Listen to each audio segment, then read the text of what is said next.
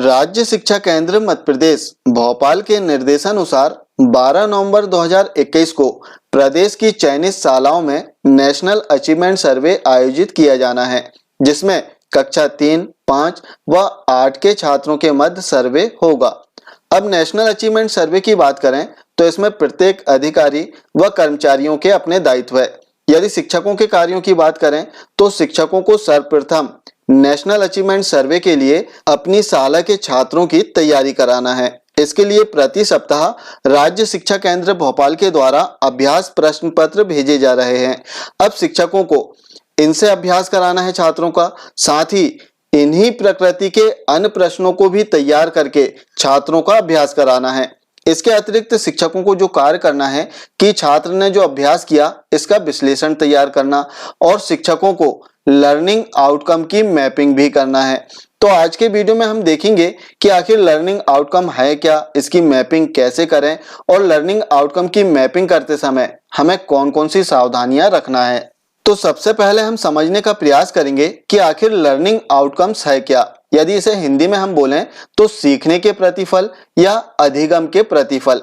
जैसे एक एग्जाम्पल हम लेते हैं कक्षा 5 गणित विषय का। आप देख सकते हैं गणित का जादू कक्षा 5। अब इस पाठ्य पुस्तक में हम सेकंड पेज देखेंगे जिसमें पाठ दिए गए हैं गणित का जादू। इस किताब के अंदर क्या है, जिसमें हम देखेंगे कि इस किताब में कुल 14 पाठ हमें देखने के लिए मिल जाएंगे। अब इन पाठों का अध्यापन हम छात्रों को कराते हैं।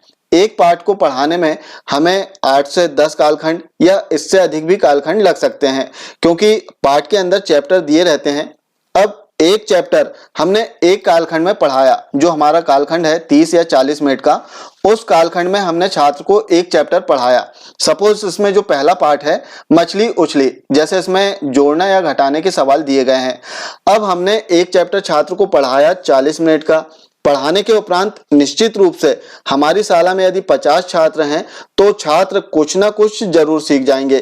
तो छात्र जो सीखते हैं वही कहलाता है सीखने का प्रतिफल या लर्निंग आउटकम।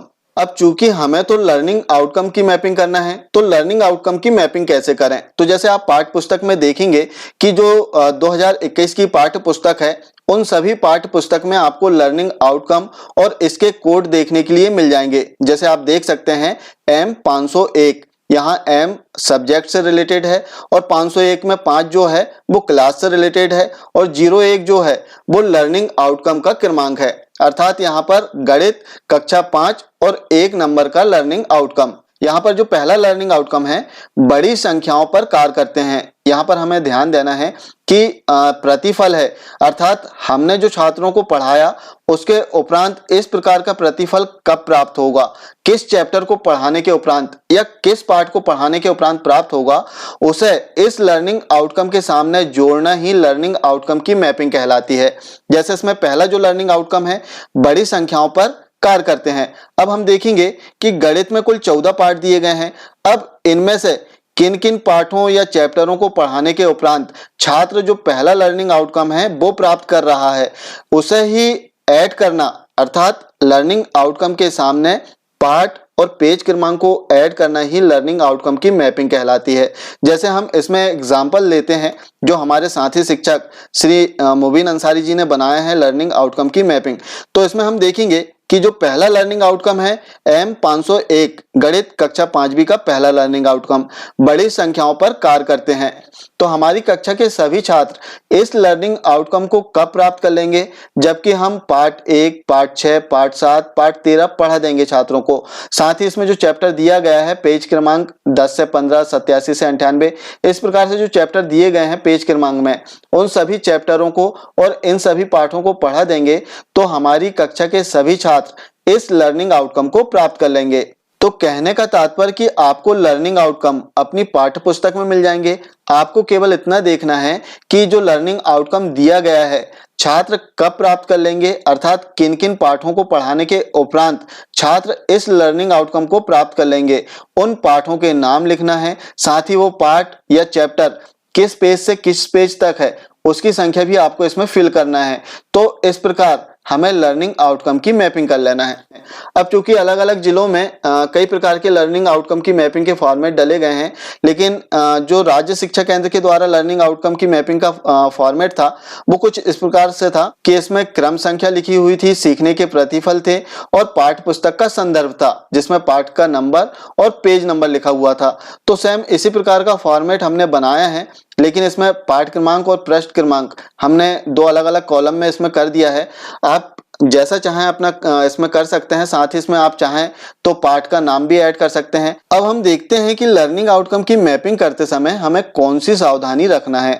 जैसे हम कक्षा 5 गणित की ही बात करें तो इसमें कुल 8 लर्निंग आउटकम दिए गए हैं, जबकि इसमें पाठ की बात करें कक्षा 5 गणित में तो कुल 14 पाठ दिए गए हैं। तो इसमें जो पहली सावधानी हमें रखना है कि इन 8 लर्निंग आउटकम में हमें सभी 14 पाठों का समावेश कर लेना है, अर्थात इसमें किसी भी पाठ को हमें छोड़ना नहीं है, क्योंकि प्रत्येक पाठ को पढ़ाने के उपरांत छात्र किसी न किसी लर्निंग आउटकम की प्राप्ति जरूर करेगा। तो इस प्रकार लर्निंग आउटकम कोड और लर्निंग आउटकम्स हमें पाठ्य पुस्तक से मिल जाएंगे।